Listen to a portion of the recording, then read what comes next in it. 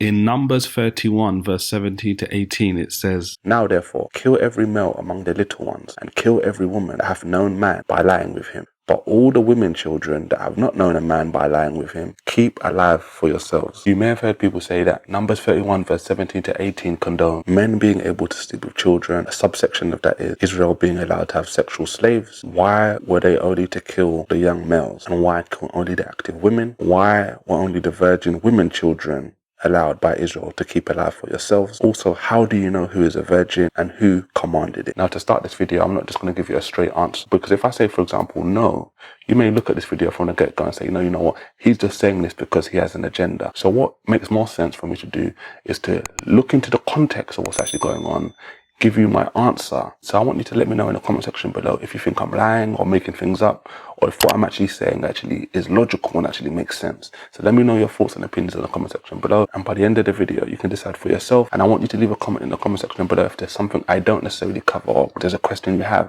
that may be of benefit to you if I answer it in the future. So this is the order, because the text reads in this order, so it logically makes sense to kind of answer these questions in this order as well. Why kill the young males is what we're going to cover first. Then we're going to look at why kill only the active women, why only virgin women children Israel could keep alive for yourselves, how do you know who is a virgin, then men sleeping with little children, Israel being allowed to have sexual slaves, and then who commanded it. So before we get into what the Bible actually says, I want to do some house cleaning first and foremost, because you are going to hear some people say something along the lines of, oh, that was in the Old Testament, we're New Testament Christians, that doesn't apply to us, etc. And although there may be some truth to that claim, the fact of the matter is, I personally believe it's a weak argument. It's a weak teaching to stand on, because at the end of the day, it's almost like you're saying, well, because this was the Old Testament, it was like a different God or something like that. And that isn't actually the case. So it's a weak argument. So why kill only the young males? This is the first thing we're going to break down. And the first thing I want to highlight in all this stuff is this was a war between Israel and the Midianites. And you need to understand the context of what's actually happening here. So the first thing I need you to understand is that this was a war that was not instigated by Israel. If you read previously in the book of Numbers to get more context of what's actually happening here, King Balak was a king from the Moabites who teamed up with all of the Midianite nations and was basically actively trying to kill Israel. And what that means is actively he was trying to kill the men, the women, children, the babies, and the elderly. He was literally trying to wipe them out. So that's the first thing you need to understand in regards to this context. Israel did not instigate this war, and King Balak was actively trying to kill Israel. Also, another thing you should understand about these nations is these nations customarily had the habit of burning their children, their young children, alive as idol worship to false gods. So the second point I'm making here is a lot of people watching this video today would have held much more respect and much more honor for their children than the people we're actually talking about. Because anyone that would burn their new fresh babies alive in acts of devotion to a false god, there is a problem with that. And to be honest, most people don't make a big deal about this. Hence the title of the video is generally about the women, so I'm not going to spend much time on this either. So I said those two quick points for you to get some context of what's actually going on, and we'll discuss that further going forward in the video in more detail as well, so make sure you stick around. And this is what we're going to start to cover. Why did Israel kill only the active women? So if you're paying attention to what we just talked about, we mentioned a guy called Balak who was a king a few pages previously in the book of Numbers, and by highlighting him, I've highlighted a key mistake that so many people make when it comes to Bible study, and that's what I like to call the context. We did a video about this previously. I'll link it in the description box below, but it's basically talking about a key mistake in regards to Bible chapters, Bible verses, and all these different kind of things that makes a lot of people misunderstand a lot of the Bible. So make sure you watch it after this video. There's a link in the description box below to help you understand how to truly read the Bible if you want to get true understanding of what's actually happening. So we mentioned this King Balak, and we highlighted that he was actively trying to kill men, women, children, babies, elderly out of Israel. We see that previously how he attempted at least 3 different times to actively curse and destroy Israel. The person he hired to actually curse Israel and destroy them basically gave them another technique. He basically realized that, look, God would not curse Israel because God had blessed Israel. So what he decided to get them to do is he said, look, because God won't curse them at this present time, what you need to get Israel to do is you need to get them to commit sin another way. And by them committing sin, God would actually punish them because of that. So what their new plan was, they basically now sent the Midianite women to Israel to basically seduce them, number one. And through seducing them, they would basically make them go into idolatry and fall into idol worship, something that God was completely against. And because God was completely against it, if Israel started doing that, then they'd be in a position where God would actually have to punish them. And as a result of the Midianite women being sent to covertly sleep with the Israelites and basically get them into idolatry, God actually wiped out 24,000 people as a punishment. And because the Midianites used this trickery and deceit with the women to seduce Israel against Israel, what God then said is, he's basically said, vex the Midianites and smite them. Midianites tried to destroy them one way, they weren't able to do it. So what they basically did next is they basically sent these women to basically sleep with the Israelites and seduce them and get them over to idol worship. Once that happened, God actually punished the Israelites and 24,000 of the people were killed. And then God said, now I want you to basically vex them and smite them in return. So now in Numbers 31:17-18, once the Israelites have got basically killed the Midianites and they've brought women alive back to Israel, Moses is angry at this. Why was he angry? Because these were the women that were complicit in seducing the Israelites and basically having God kill the 24,000. So based on just this light context I've given you in regards to the Midianite women, you can see why the Midianite women were killed. It wasn't because Israel didn't want to sleep with impure women or anything like that. It was because these women were complicit in the destruction by God of 24,000 in Israel. And even if it was because Israel didn't want to sleep with these sexually active women, these were the same women that Israel actually were basically sleeping with. So that view of this occurrence holds no weight. So this is probably the main argument. Why were the Israelites only able to keep the young women children alive for yourselves? So the first part of unpacking this question is relatively easy, based on why only the active women were killed. Because the young women children, for example, were not complicit in the action of the older women gone out to sleep with the Israelites and seduce them. Nor would they try and fight against Israel when they grew up, as the young males would do. And this is one of the reasons we was referencing previously in the video about how we'd actually bring up the young males again. The younger males would actually grow up and try and fight against Israel, because stereotypically that's what happened. And women would be more likely to integrate opposed to try and fight and divide. And obviously based on this, they could be more helpful to Israel in their day-to-day dealings, and they're not going to be left vulnerable to just other people out there that could do God knows what to them, and they wouldn't be able to fend for themselves without any protection. And obviously now they're captives, so bear that in mind. So now we get to the most controversial part of this, which is keep alive for yourselves. And I've explained the whole sort of handmaiden part, as in they'd be given over to servitude, all those kind of things in the last few seconds. But this is where the whole mindset of like sexual slavery comes into. And I want you to think about these things specifically. What was the sin Israel was punished for? Sleeping with the Midianite women was the sin, right? And so if they were willing to sleep with these young women, why wouldn't they have slept with the young women previously in a situation where God killed 24,000 people? It literally makes no sense. Now, just like the young males, we're going to bring this back up even further, but I'm just posing that question to you previously so you can understand based on the context it makes no sense. They were literally killed for that sin. So why now would they go and want to sleep with these young children if they were literally previously sleeping with Midianite women, and these weren't the women that were basically involved in it? Because they ended up killing active women and not killing any of these younger women. So it highlights and separates the two and shows you that, look, these are women they were willing to sleep with. These are women that they were not willing to sleep with, based on just everything that's happened previously. But we're going to bring this up again later in this video because there's more that we need to unpack, and it's vital, so make sure you stick around. So based on this, a common question that might come up is, we kind of understand what you've basically just said. There's some sense to this, but how do we know who are the virgins? And that's when you hear stories like the men would have to rape them, or the men would penetrate them to determine who was a virgin or not. Logically, that really doesn't make much sense anyway, because if you're now going to penetrate a woman to determine if they're a virgin, then what aren't they anymore? A virgin, right? So it would literally make no sense. We're going to unpack that even more in the future. But before we get there, there's three things I want to highlight from the Bible that can give you even more context in regards to determining a virgin. Okay? So the first thing isn't just subject to the Bible, but I'm going to highlight common sense. What do I mean by that? Well, just even in the day and age we live in, we can say, okay, cool. Common sense will tell us that a young female baby is clearly not an active child, okay, by any stretch of the imagination.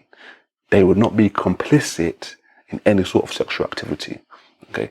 And we can ascertain that up until a certain level of age just through common sense, that logically this person is not intending to have any sort of sexual relationships. Now, as you get older, that becomes a bit more skewed. We can even understand that in today's day and age where we have young boys and young girls basically having sexual relationships. And in certain ways, I can attest to this because I was one of those young boys once making those kind of mistakes. So we live in a day and age where younger boys and younger girls are actually becoming more active. So it is at some point where this common sense kind of thing actually does run out. And we can't just base our decisions and our actions based on common sense, okay? Because common sense isn't always common.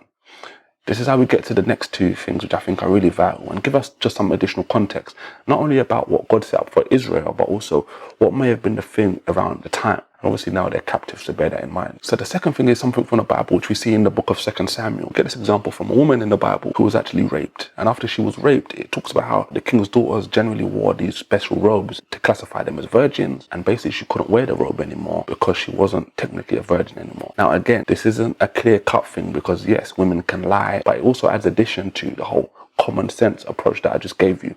So this is a custom that the Israelites had. But even additionally to that, which gives us more context, is the tokens that we read about in the book of Deuteronomy. We read about this where it was basically the father and the mother of a damsel would have to collect these tokens as a sign of a woman being a virgin on her wedding day. The blood from that event would be tokens, as the scripture calls it.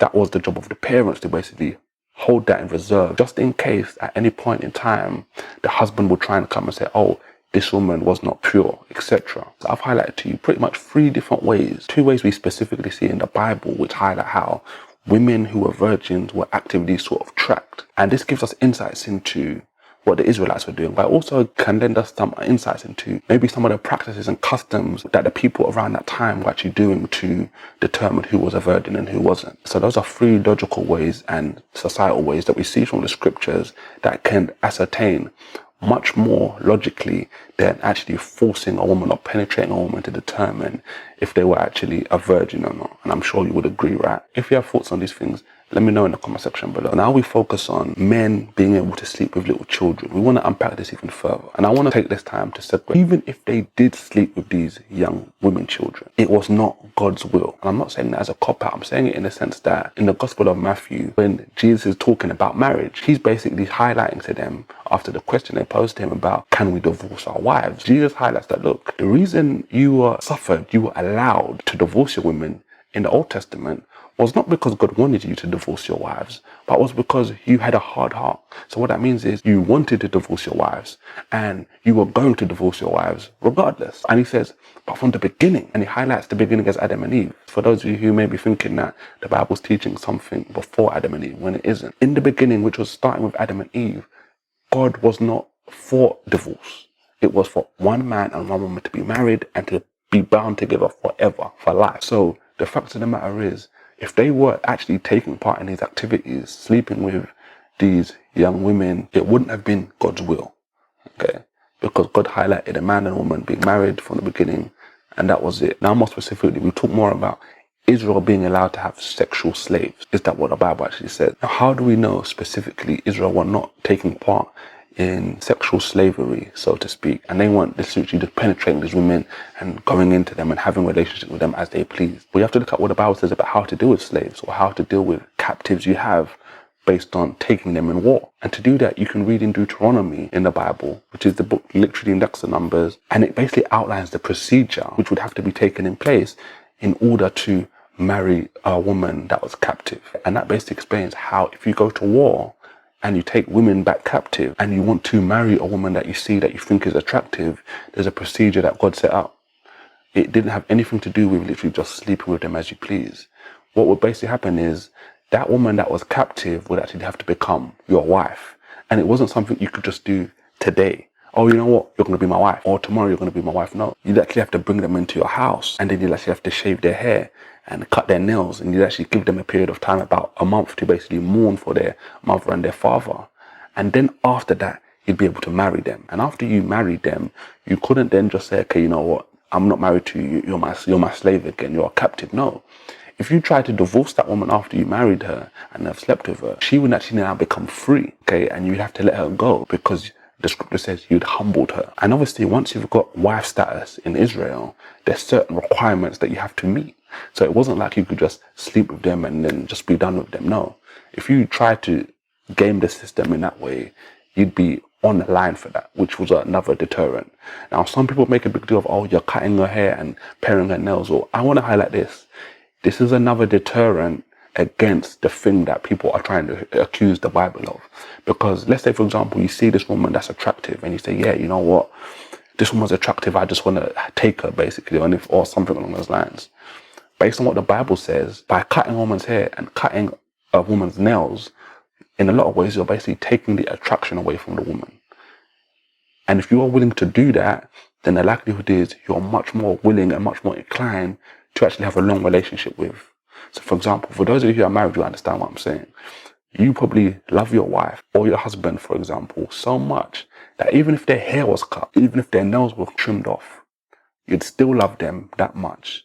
And you'd still wait the time for their hair to grow back and for their nails to grow back, for them to look even more attractive going forward, because you're in it for the right reasons. You're not in it just to have sexual intercourse. But if you were in it for just to have sexual intercourse, that would be a heavy deterrent, because the visual appearance would not be as attractive as it would be if their hair was fully grown. So you couldn't just sleep with them just like that. There was laws and protocols in place and penalties as well based on trying to do that as well. Just for the record, that doesn't now indicate, or that doesn't now say, okay, you know what, just because the Israelites had this law based on capturing women and all of those kind of things, it doesn't now just mean, okay, cool, because this law is in place, it means this is what they did with these young women children. Doesn't mean that, okay? Because as Jesus explained, he went back to Adam and Eve, okay? And we know that Adam and Eve were of similar age, okay?